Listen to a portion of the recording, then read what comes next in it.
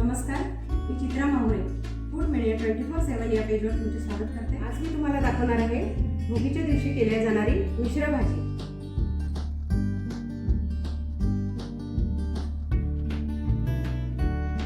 संक्रांतीचा season आहे, त्यामुळे सर्व भाज्या ह्या मार्केटमध्ये आलेल्याच असतात। तर मी इथे घेतलेले आहे ऊस, पेरू, बोर घेतलेले आहे, त्याच्या बिया मी काढून घेतल्या आहे। फुलकोबी, वाटाणा, गाजर, वालाच्या शेंगा, मेथी, चण्याची ओली भाजी, पालक, वांगी आणि तुरीचे दाणे। मातीच्या हंडीमध्ये तेल गरम करायला ठेवलं आहे। तेल गरम झाल्यानंतर मोहरी टाकायची आहे, जिरे टाकायचे आहे।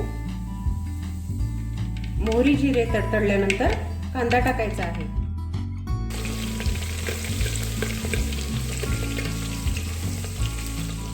लसूण पेस्ट टाकायची आहे।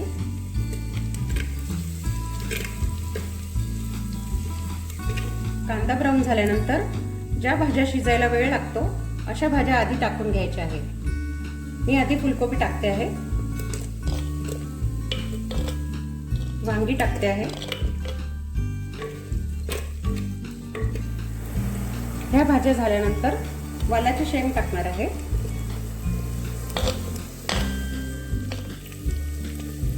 गाजर टाकते आहे।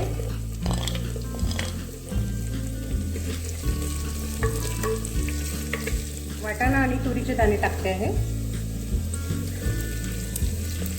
या भाज्या पूर्ण झाल्यानंतर हिरव्या भाज्या टाकायच्या आहे।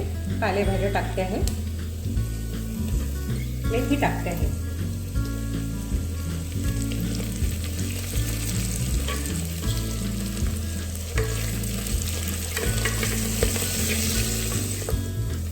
पालक आणि ओल्या चण्याची भाजी टाकणार आहे।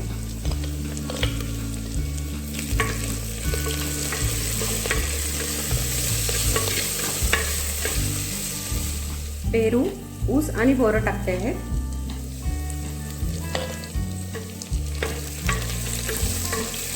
गाजर, पेरू आणि ऊसामुळे गोड टेस्ट येईल आणि चण्याची भाजी बोर यामुळे आंबट टेस्ट येईल। शिजले आहे, आता आपण सुके मसाले घालून घेऊया।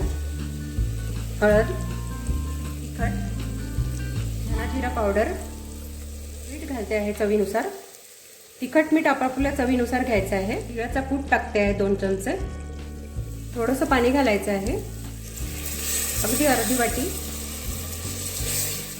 भाकरी बरोबर कुस्करा करून खायची असेल ही भाजी तर पाणी अजून टाकलं तरी चालेल। 1 वाटी परत घालूया पाणी।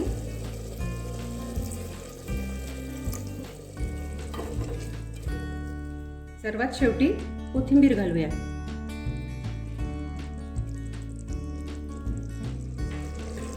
भाजी पूर्णपणे झाल्यानंतर आपल्याला काढून घ्यायची आहे।